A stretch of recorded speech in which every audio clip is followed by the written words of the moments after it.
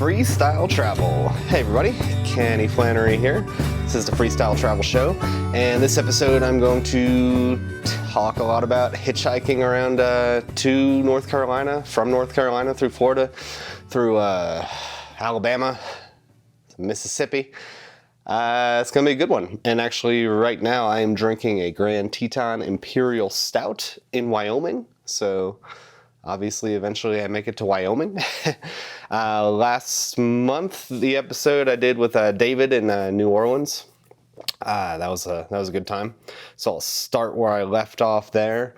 I also have a sponsor in this episode, Magic Mind, so I will mention them a little later in the show.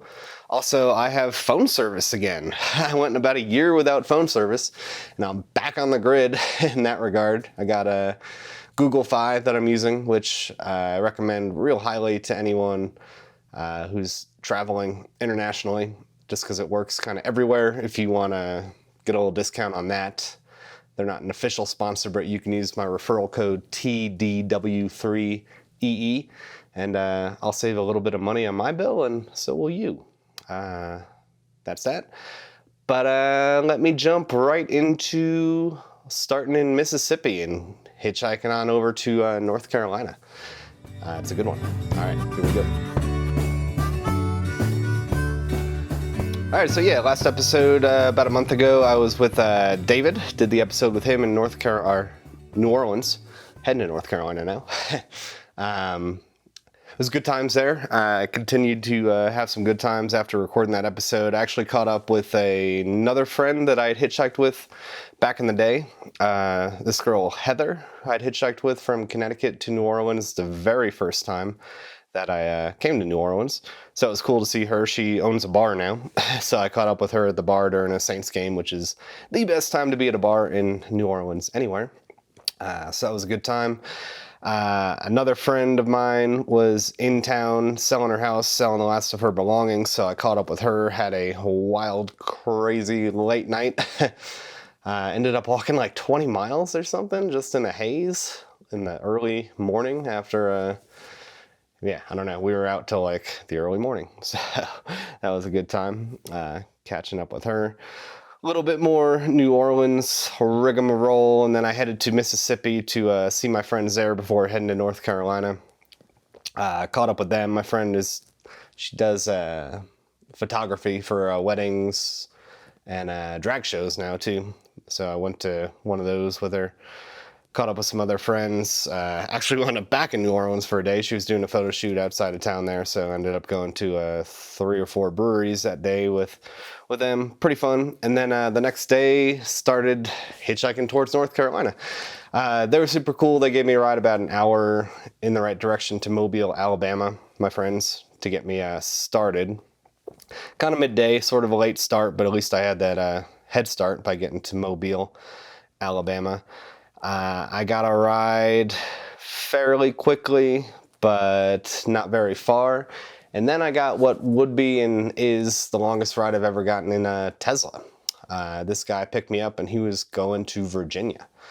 I'm going to take a sip of beer here. Since I have the beer, I might as well drink it, right? Grand Teton Black Cauldron Imperial Stout. Pretty solid. I actually had them on a hopping episode. And drank this beer on that episode too. So anyways, this Tesla guy picks me up. He's going also to see family for Thanksgiving. That's my goal as well. I was going to North Carolina to see family for Thanksgiving. So he's going to Virginia. So I'm like, all right, that's sweet. I ride with him, and he has an online friend north of Atlanta that he was going to go stay the night with and meet in person for the first time, like a gamer friend kind of thing. So obviously a little bit awkward for him to be like, hey, I just picked up this hitchhiker. Can he stay too? Guy I've never met.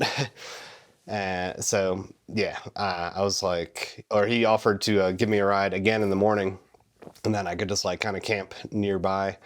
So that's what I did. This guy was super cool. He is a Flutter developer, among other things. He's a programmer, a coder, and I just got into this new programming language called Flutter, working on this project that hopefully I'll be telling you guys about relatively soon, a little travel project. So that's really cool. I just kind of restarted learning programming, so to meet somebody who knew the exact language I was learning and to be in a car ride with them where you can just talk for hours about it and nerd out. Pretty cool. So yeah, real interesting dude. Stopped a couple times in the Tesla. I've been picked up and rode and driven Teslas before in electric cars, but it was, I don't know, kind of interesting just to get the full experience as far as a long distance drive and stopping. And we'd stop at random, there's a parking lot by a Lowe's home hardware store. We stopped there for like 20 minutes to charge up. Another time was at a truck stop. They had chargers. We stopped there for like 25 minutes. Yeah, I think we stopped like 4 times in the whole spiel. Maybe twice just that first day, like I said. So he dropped me off at a grocery store around midnight and went to his friends, and I found a place to camp in the woods nearby. Got up in the morning and rendezvoused with him in that parking lot pretty early, not too long after sunrise, and we rode as far as Durham, North Carolina. Yeah, stopped a couple more times for charges. I think the longest time we stopped was 45 minutes. There's some chargers at like outdoor outlets, shopping mall kind of thing. So he had some stuff to grab at Target or something, and I just kind of wandered around. That was the longest of the charges. Yeah, we were cruising. Also kind of just side note about the Tesla, it was kind of cool. He got his Panda Express, which was, a nice treat to get some food. And it was kind of cool that on the highway we could both eat, and he just put the car into auto drive and just kind of kept his knee on the wheel, but he was able to, actually eat food while driving. Little perk, I guess. So yeah, he dropped me off in Durham, which is near Raleigh, and I walked onto the highway for a bit and then finally got a ride from a construction worker who was pretty cool. And this guy quickly decided he was going to go a little bit out of his way to get me closer to the coast, and it was already getting dark. And by the time he kind of had to turn around, he'd gone as far as he could go. I think I was probably a little less than an hour drive from family's house and all that, but it was dark and the day was over, so I had to camp out. And in the morning, it actually took quite a while to get to where I was going. It took 4 rides and I don't know how much walking, probably at least 15 miles or maybe more. Yeah, just little short rides. I was on these little side roads off the highway, just the way I had to go to get there. Yeah, just a lot of short rides, pickup trucks. Yeah, there's something about being on those roads. You just know when someone picks you up, they're probably not going too far, and that was the deal. But eventually, I did get close to family and stuff, and I was able to find Wi-Fi. I mentioned at the beginning of this podcast, I have phone service again, but that just happened in the last few days. So, still at that time, I had to walk until I could get Wi-Fi to message and be like, "Hey, I'm close by." And then, yeah, obviously, they came and scooped me up, Dad and my brother. So, yeah, spent Thanksgiving catching up with family over there. Pretty awesome. I'm gonna take another sip of beer here. Beer is so good. Yeah, catching up with the fam, and then after that, I was thinking maybe I'll go see the other part of my family in Wyoming for Christmas. So I'm like, all right, I got a few weeks to get from North Carolina to Wyoming. And now that it's getting cold, I figured I might as well start by going the southern route. And I thought I might stop in Mississippi again, but everything was kind of loose, kind of open, even by the time I was getting dropped off on the road. Still wasn't exactly sure what moves I was going to make. I was even thinking of dipping into Florida. Last year, I was able to get a ticket from, where is it, Fort Lauderdale to Vegas for like $18. So I was like, maybe that could be an option, something like that. Skip a bunch of the country with a couple bucks. So anyways, I was just kind of loosey-goosey, deciding what to do. got on the road, short rides to start the day. One guy in a van gave me a ride for like 2 miles. Then this girl and her niece picked me up. They were going like 3 miles down the road. Finally, a cool guy picked me up. Drove me maybe an hour or something, but still 10 miles shy of I-95, like the big road, the interstate. And then right as it was getting dark, this Cuban dude picked me up, and he was heading to Massachusetts. I kind of thought about it. I kind of thought about maybe going up to New York or something, but yeah, just trying to hitchhike the northern route later would be potentially a disaster. And actually this day was cold as hell, and that dude actually gave me money in case I got stuck. He's like, just take it. He gave me like $60. It's like, all right, that's fucking awesome. This dude was about to drive me 12 hours north, and either way, just gave me $60. And it turned out I needed all but 5 of it hours later.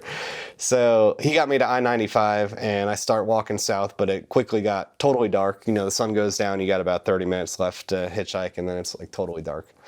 As dark as this stout I'm about to take another sip of. Beer is so good. So I start walking, it gets dark. I'm still, you know, keeping my thumb out just in case someone with headlights and, you know, the goal to pick me up. They did not. And at this point it's dropping down into the low 40s and then into the 30s. It's supposed to get maybe below freezing this night, even there in North Carolina. I was like, oh shit. And I look at the map and I see about 10 miles away is south of the border. If you ever drive on I-95, you might see that big like Mexican themed theme park between North and South Carolina on the border, south of the border. There's billboards for like, I don't know, over 100 miles. And I'm like, all right, that's there. There might be some cheap motels, and this dude just gave me $60. Like, I don't really feel like camping in 30 degrees. My gear at that point is survival gear, like what I have now. I'm like kind of comfy down into the 40s, and then into the 30s I'm surviving. And probably into the 20s,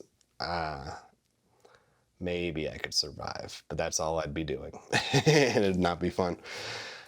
So yeah, I walked the 10 or 12 miles, whatever it was, several hours, just on the dark highway, walking down there. Staying warm by walking, you know, that's the other option if it's, you know, too cold to camp, is just keep on walking. At least you're moving. Or, you know, find a 24-hour truck stop or something if you can.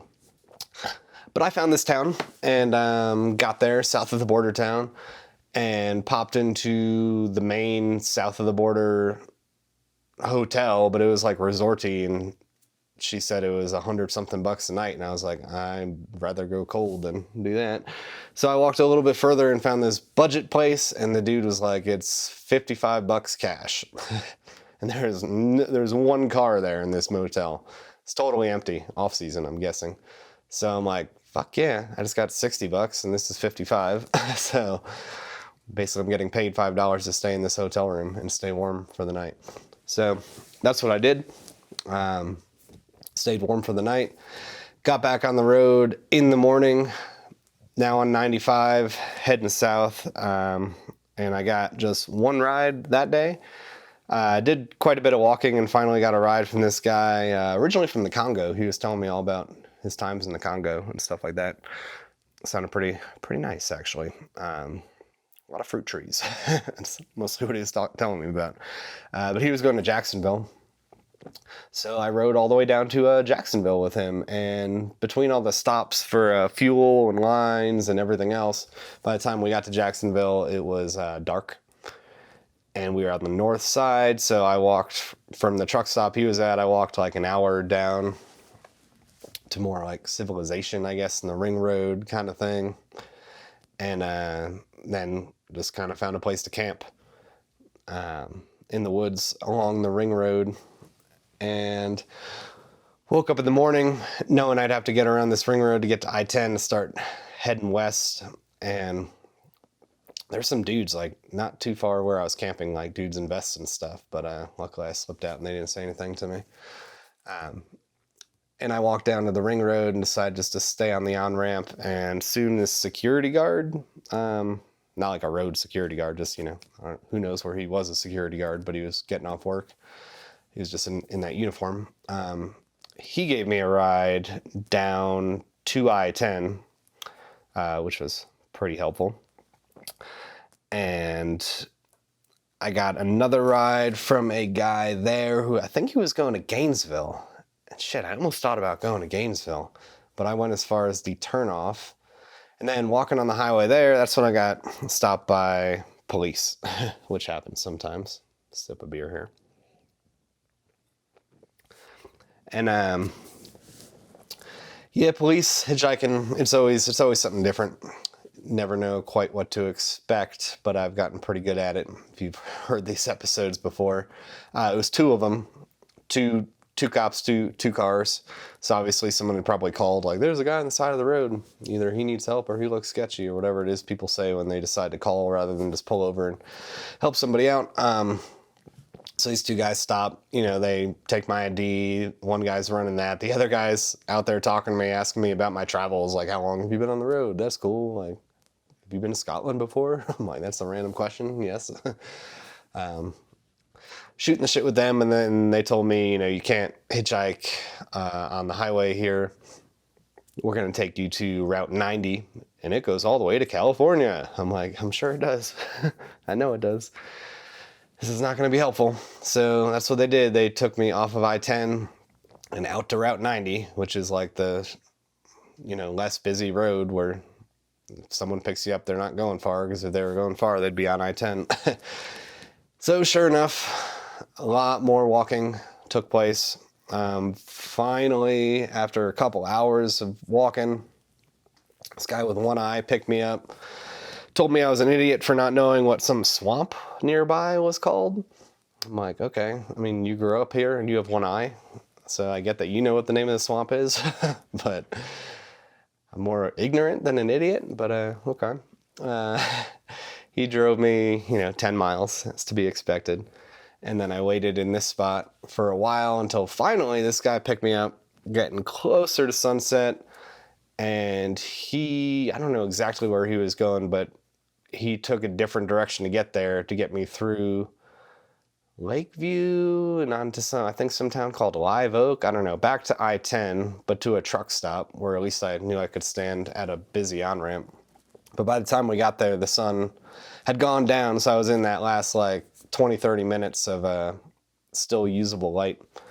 And I was like, all right, probably won't get a ride, but I might as well try. And at least this truck stop's right here. I can go in there, warm up, and figure out where I'm going to camp. And instead I got lucky and I got a ride in 10 minutes from a guy who was going to Mobile, Alabama. Another sip of beer. Another sip of beer for another win. And actually, let me mention that Magic Mind stuff now. Magic Mind, I first heard about it when I was hitchhiking in Arizona. This guy had picked me up, Border Patrol guy, and he was swearing by this stuff, and I didn't really think too much of it. It sounded pretty good, and he had shown me some of it.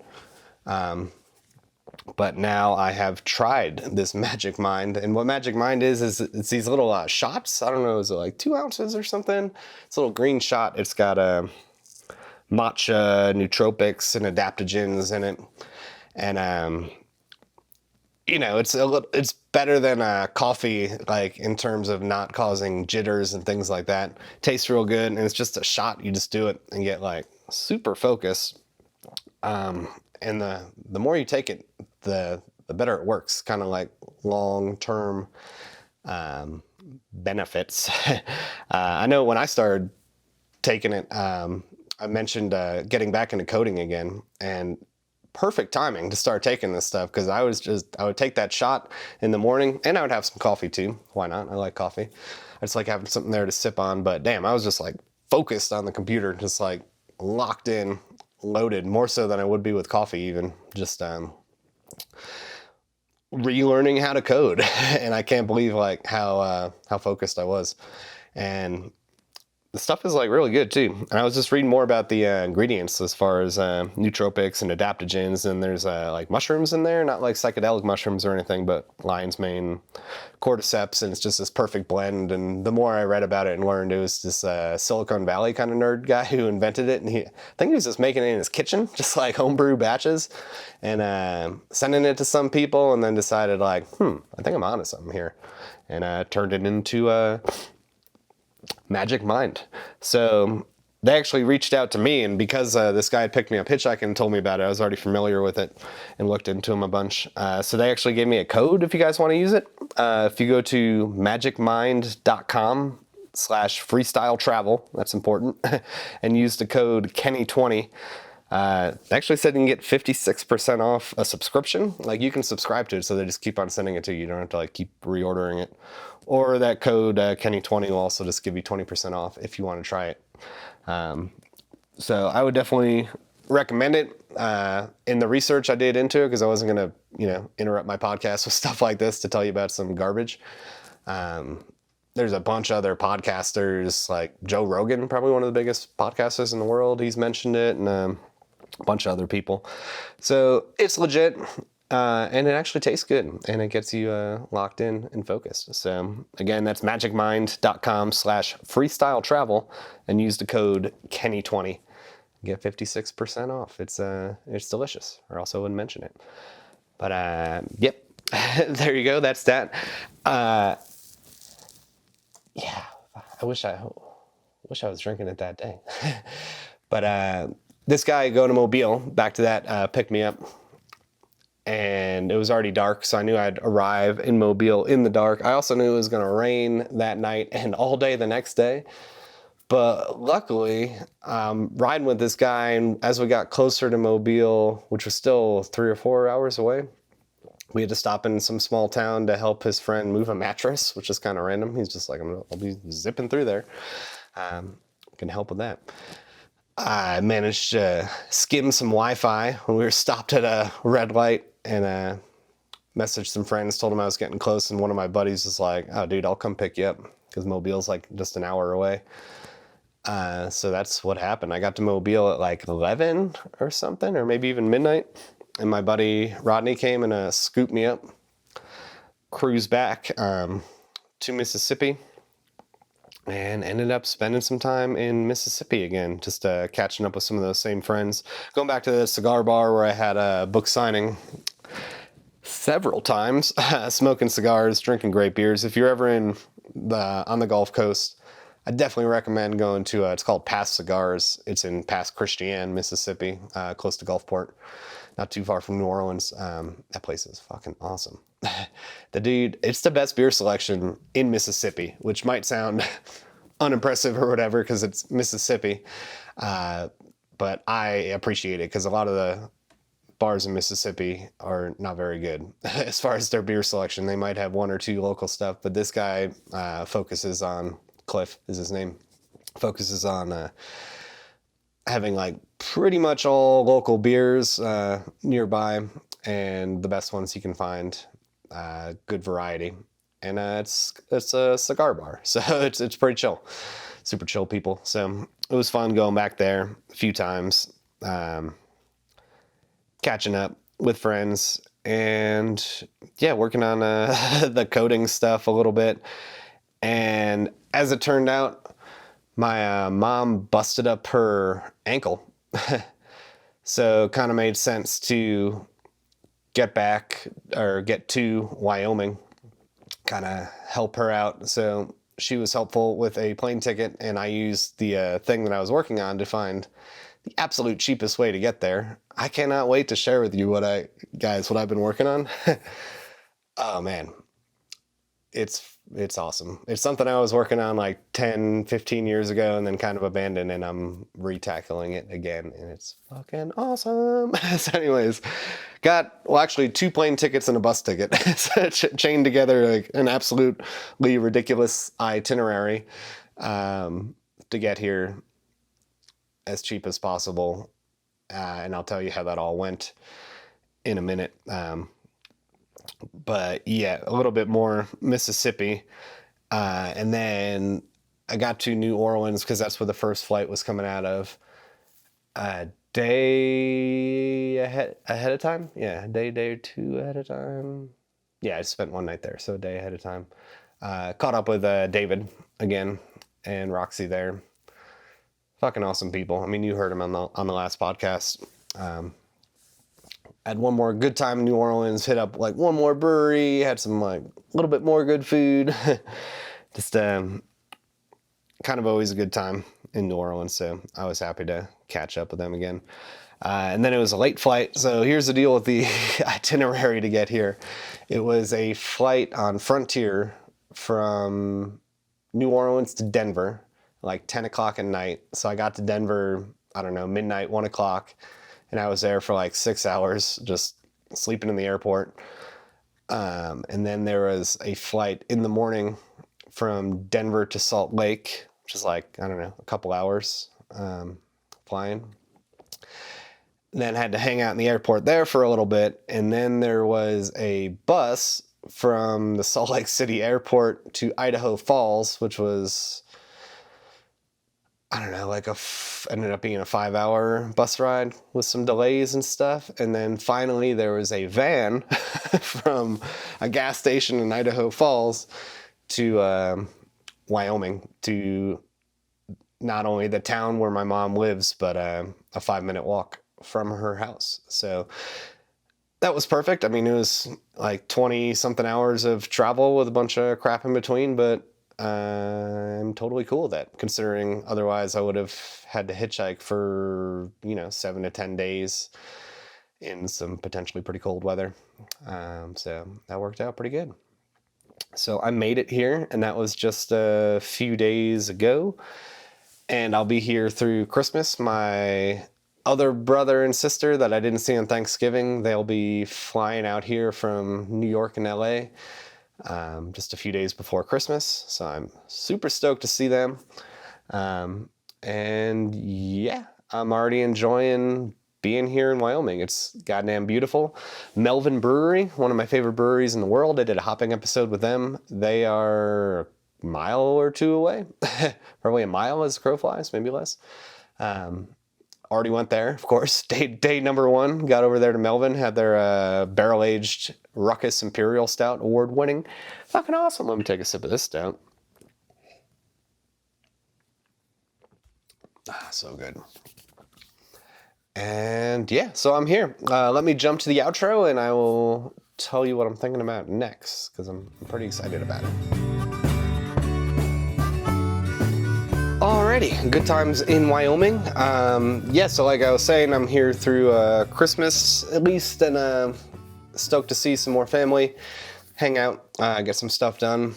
And then I'm not totally sure what I'm doing for the new year quite yet, but I think I'm going to wind up in Phoenix sometime in January and kind of jumpstart even more this thing I keep alluding to that I've been working on. I'm really, really excited about it. I cannot wait to share it with you guys. I just don't want to totally share it until I can be like, go check it out here. But yeah, I think I'm gonna go to Phoenix and jumpstart that. So not sure what'll be between here and there. California could be a possibility. Salt Lake City to go see a friend. Vegas is on the way. Laughlin's around there. There's some options, so I will consider what's going on and what I'm doing, and should be fun. So that's it for this episode. I hope you guys are doing great. May or may not get an episode up before the new year, so if I don't, have a good fucking New Year. Good New Year's Eve. Should be a good time. Drink some good beers, but maybe I'll get an episode up before then. We shall see. Yeah, that's about it. So check out that Magic Mind stuff. For real, that stuff is awesome. Kind of comes in a cool box too. And yeah, the Google thing. If you feel like you need a new phone plan, check out Google Fi. Use my code TDW3EE. Save me some money. Happy days. That's it. All right, you guys. Party on. I will see you down the road. To hell with plans I made, I need a new escape. With all my shit straight, I'll get my big